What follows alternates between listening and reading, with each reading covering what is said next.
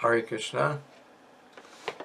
We are continuing with our reading from the Srimad Bhagavatam, First Canto, Chapter 2, Text 21.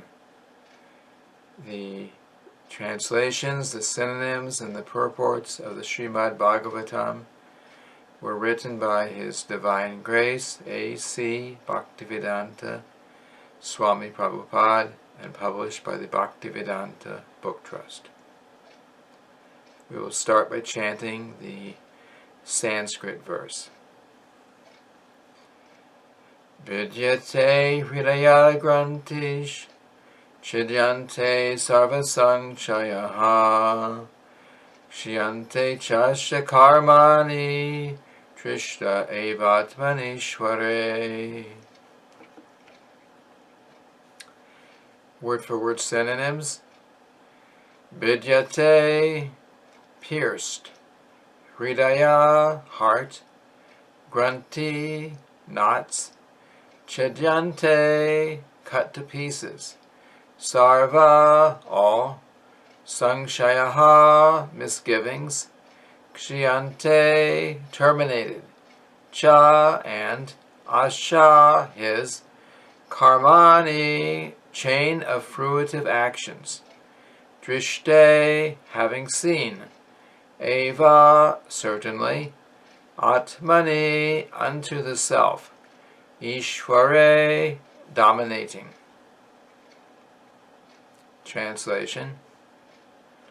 Thus the knot in the heart is pierced, and all misgivings are cut to pieces.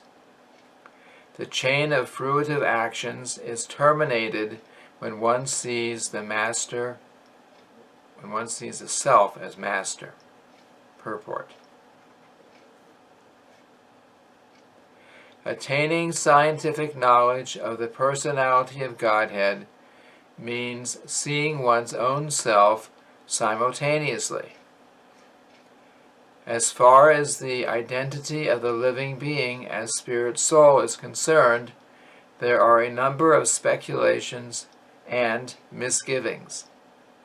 The materialist does not believe in the existence of the spirit self, and the empiric philosophers believe in the impersonal feature of the whole spirit, without individuality of the living beings. But the transcendentalists affirm that the soul and the supersoul are two different identities, qualitatively one, but quantitatively different. There are many other theories, but all these different speculations are at once cleared off as soon as Sri Krishna is realized in truth by the process of Bhakti Yoga. Sri Krishna is like the sun, and the materialistic speculations about the absolute truth are like the darkest midnight. As soon as the Krishna sun is arisen within one's heart, the darkness of materialistic speculations about the absolute truth and the living beings is at once cleared off. In the presence of the sun, the darkness cannot stand, and the relative truths that are hidden within the dense darkness of ignorance become clearly manifested by the mercy of Krishna, who is residing in everyone's heart as the Supersoul. In the Bhagavad Gita, chapter 10, verse 11, the Lord says that in order to show special favor to His pure devotees, He personally eradicates the dense darkness of all misgivings by switching on the light of pure knowledge within the heart of a devotee. Therefore, because of the personality of Godhead's taking charge of illuminating the heart of His devotee, certainly a devotee engaged in His service in transcendental love cannot remain in darkness. He comes to know everything of the absolute and the relative truths. The devotee cannot remain in darkness and because a devotee is enlightened by the personality of Godhead, his knowledge is certainly perfect. This is not the case for those who speculate on the absolute truth by dint of their own limited power of approach. Perfect knowledge is called parampara, or the deductive knowledge coming down from the authority to the submissive oral receiver who is bona fide by service and surrender. One cannot challenge the authority of the Supreme and know him also at the same time. He reserves the right of not being exposed to such a challenging spirit of an insignificant spark of the whole, a spark subjected to the control of illusory energy. The devotees are submissive, and therefore the transcendental knowledge descends from the personality of Godhead to Brahma, and from Brahma to his sons and disciples in succession.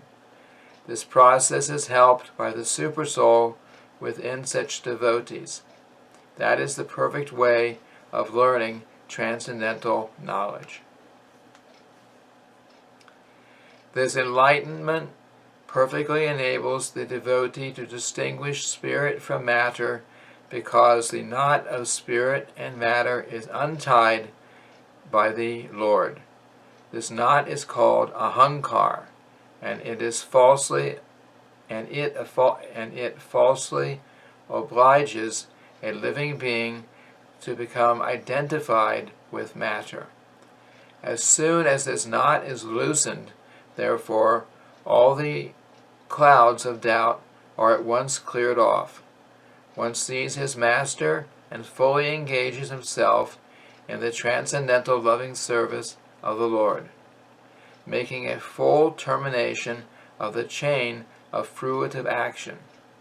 In material existence, a living being creates his own chain of fruitive work and enjoys the good and bad results, good and bad effects of those actions, life after life.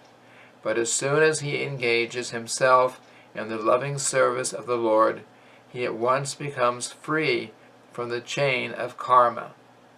His actions no longer create any reaction.